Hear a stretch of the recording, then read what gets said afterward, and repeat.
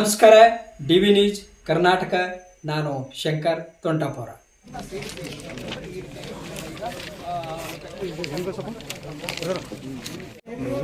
ಕಳಪೆ ಬೀಜದಿಂದಾಗೇ ಈ ಬೆಳೆ ನಷ್ಟ ಆಗಿದೆ ಅಂತೇಳಿ ಅದನ್ನು ಕುರಿತು ಜಿಲ್ಲಾಧಿಕಾರಿಗಳಿಗೆ, ಕೃಷಿ ಅಧಿಕಾರಿಗಳಿಗೆ, ಸರ್ಕಾರಕ್ಕೆ ಹಲವಾರು ಮನವಿಗಳನ್ನು ಮಾಡಲಾಗಿದೆ.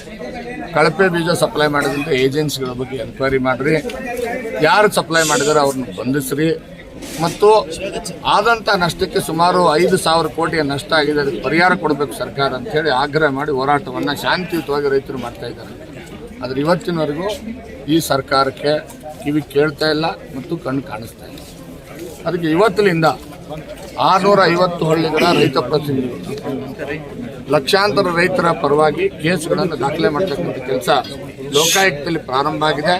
ಕೃಷಿ ಸಚಿವರ ವಿರುದ್ಧ, ಅಗ್ರಿಕಲ್ಚರ್ ಕಮಿಷನರ್ ವಿರುದ್ಧ, ಸೆಕ್ರೆಟರಿ ವಿರುದ್ಧ ಮತ್ತು DC ವಿರುದ್ಧ ಮತ್ತು JD ವಿರುದ್ಧ ಕ್ರಿಮಿನಲ್ ಕೇಸ್ಗಳನ್ನು ದಾಖಲೆ ಮಾಡಬೇಕು.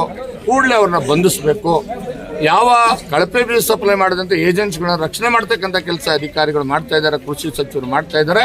ಅವ್ರ ಮೇಲೆ ಕ್ರಮ ಆಗಬೇಕು, ಸಮಗ್ರ ತನಿಖೆ ಆಗಬೇಕು ಮತ್ತು ರೈತರಿಗೆ ಪರಿಹಾರ ಕೊಡಬೇಕು ಅನ್ನೋ ಡಿಮ್ಯಾಂಡನ್ನು ಮಾಡಿ ಇವತ್ತಿನಿಂದ ಕಾನೂನಾತ್ಮಕ ಹೋರಾಟವನ್ನು ಪ್ರಾರಂಭ ಮಾಡಿದ್ದೀವಿ. ಇದಲ್ಲದೆ ಸೋಮವಾರದಿಂದ ಗವರ್ನರ್ನ ಭೇಟಿ ಹಾಕೋದಕ್ಕೆ ನಾವು ಪ್ರಯತ್ನ ಮಾಡ್ತಾ ಇದ್ದೇವೆ.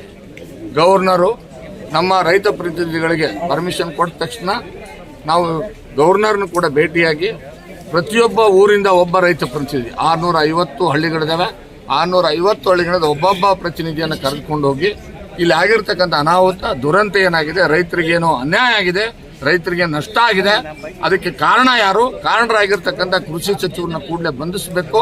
ಅನಿವಾರ್ಯ ಬಂದರೆ ಈ ಸರ್ಕಾರ ಈ ಭ್ರಷ್ಟ ಅಧಿಕಾರಿಗಳನ್ನ, ಕೃಷಿ ಸಚಿವರನ್ನ ಮತ್ತು ಈ ಒಂದು ಕಳಪೆ ಬೀಜ ಸಪ್ಲೈ ಮಾಡಿದ ಏಜೆನ್ಸಿಗಳನ್ನ ರಕ್ಷಣೆ ಮಾಡುವಂತ ಏನು ಪ್ರಯತ್ನ ಮಾಡ್ತಾ ಇದೆ, ಅನಿವಾರ್ಯ ಆದರೆ CBI ಎನ್ಕ್ವೈರಿ ಮಾಡಿ ಇವರೆಲ್ಲರನ್ನು ಕೂಡ ಬಂಧಿಸಬೇಕು ಅಂತಕ್ಕಂಥ ಒಂದು ಆಗ್ರಹವನ್ನು ಕೂಡ ನಾವು ಸೋಮವಾರದಿಂದ ಗವರ್ನರ್ಗೆ ಮನವಿ ಕೊಡೋ ಮುಖಾಂತರ ಮಾಡೋರಿದೆ. Thank you sir.